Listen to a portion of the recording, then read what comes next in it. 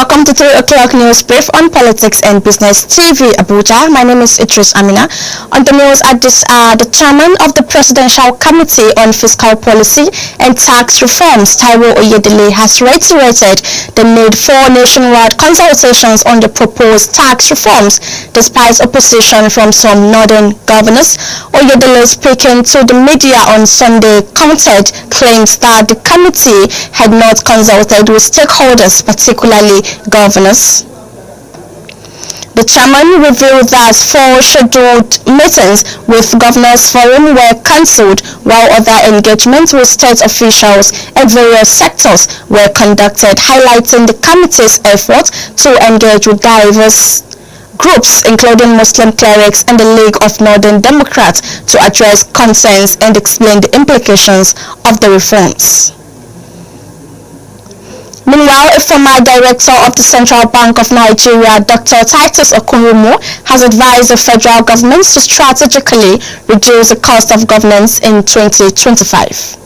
Okorumo gave the advice in an interview with the news agency of Nigeria on Monday in Ota, Ogun, noting that the high cost of governance had led to increased recurrent expenditure.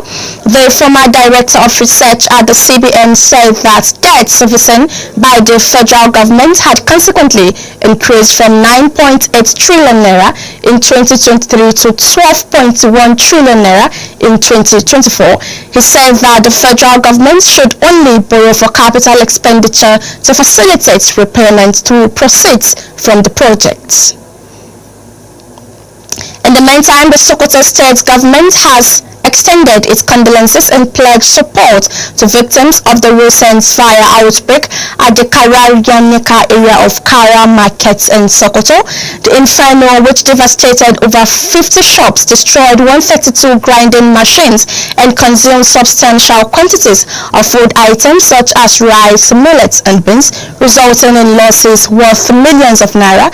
Leading the government's response, the Deputy Governor Alhaji Idris Kopir visited the scene to sympathize with those affected.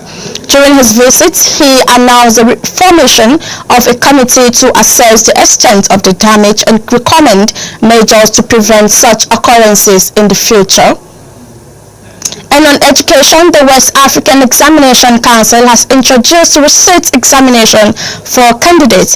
This was said to allow them to retake their West African Senior Secondary Examinations papers as early as January and February 2025.